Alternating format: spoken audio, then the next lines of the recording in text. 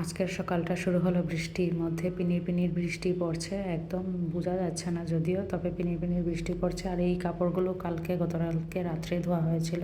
এদিকে আমি বাসনগুলো দিয়েছিলাম, ভিজে গেছে। তো আমি এসে গেছি রান্নাঘরে এগুলো কাপড় টাপড় উঠিয়ে, তো রুটি বানানোর জন্য, সকালে টিফিন বানানোর জন্য স্নান টান করে পূজা দেওয়া আমার হয়ে গেছে। তো সকালের টিফিন বানানো হচ্ছে, আজকে হবে রুটি, তার সাথে আলু ভাজা। তবে সকাল থেকে না, গতকালকে থেকে রাত্র থেকেই বৃষ্টি পড়ছে। তবে ওয়েদারটা ঠান্ডা আছে, বৃষ্টি হলেও একটু একটু ঠান্ডা, তবে গরম আছে। তো এখানে হচ্ছে পেঁয়াজ কাঁচা লঙ্কা দিয়ে আলু ভাজা রুটির সাথে খাওয়ার জন্য। আর এদিকে আমি রুটি করতে করতে আলু ভাজা করছিলাম। তো এদিকে দেখি নিধি গ্লাস মুখে নিয়ে লাগিয়ে আছে, মানে খাবে না ও, মুখে নিয়ে লাগিয়ে থাকবে। আমি খাওয়াতে এসেছি, আমাকেও দিচ্ছে না, মানে ও নিজে নিয়ে নিয়ে খাবে আবার লাগিয়ে বসে থাকবে।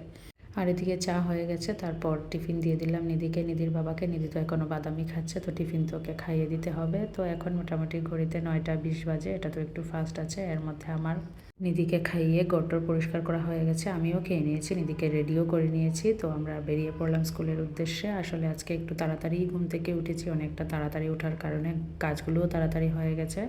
তো আজকে রান্নাঘরটাও গুছিয়ে তারপর নিধিকে নিয়ে স্কুলে চলে আসলাম। তো নিধিকে নিয়ে আসার সময় বৃষ্টি ছিল না, তো নিধিকে ঢুকিয়ে দিয়েছি। ঢুকিয়ে দেওয়ার পর আমি যখন আসবো তখন একটু একটু হালকা হালকা বৃষ্টি পড়ছে, এখন বৃষ্টি পড়ছে। তবে বাড়িতে আসার পর প্রচুর পরিমাণে বৃষ্টি নেমেছে, এই যে অনেক জোরে বৃষ্টি পড়ছে। আর এদিকে আমার রান্নার উপরের ফ্যানটা অনেকটা নোংরা হয়ে গেছে, তো ভাবলাম এটাকে আজকে পরিষ্কার করব। তবে আজকে উপরে উঠে পরিষ্কার করব না, একদম চুটকি বাজিয়ে পরিষ্কার করে নেব। প্রত্যেক দিন তো উপরে উঠেই পরিষ্কার করি, তো চুটকি বাজিয়ে আমার কী রকম হলো পরিষ্কার করাটা অবশ্যই জানাবেন।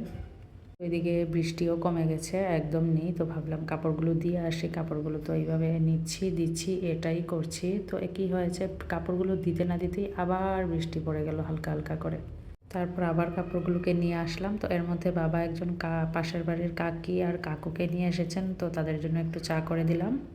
তো এখন মোটামুটি ঘড়িতে 2টা 20 বেজে গেছে, এর মধ্যে নিধিও এসে গেছে। তো নিধিকে ফ্রেশ ট্রেশ করিয়ে ড্রেস পরিয়ে এখন চলে যাচ্ছি আমরা একটা নিমন্ত্রণ খেতে। আমাদের আজকে নিমন্ত্রণ আছে, তার জন্যই ঘরে কোনো রান্নাবান্না করিনি। তো মা মেয়ে এই যে বেরিয়ে পড়লাম নিমন্ত্রণ খাওয়ার জন্য। আসলে নিমন্ত্রণ খেতে যাচ্ছি আমাদের মার ঘরেই। আসলে আমাদের আজকে ছোট রাজকুমারী এসেছে, আজকে না, তারা গতকালকেই এসেছে। এই যে আমার ছোট রাজকুমারী, আসলে আমার ছোট বোন এসেছে, তারা গতকালকে এসেছে। তো আজকে মার ঘরে নিমন্ত্রণ, তার জন্য সবার। এই হচ্ছে আমার ছোট বোন। তো এর মধ্যে বাচ্চা পার্টিকে খাওয়ানো হয়ে গেছে, তো এখন তারা বসলো খেতে। এই যে দুই জামাই বসেছে খেতে, ভাই খেয়ে নিয়েছে, বাবাও খেয়ে নিয়েছে। তো তারা খেয়ে নিলে এখন আমরাও খাওয়া দাওয়া করব। তো ঠিক আছে, আমরা এখন খাওয়া দাওয়া করি। আর আপনারা জানাবেন আজকের ব্লগটা আপনাদের কেমন লাগলো, আর আমার ছোট রাজকুমারীকে আপনাদের কেমন লাগলো। তো আজকের মতো এখানেই রাখছি, সবাই ভালো থাকবেন, টাটা।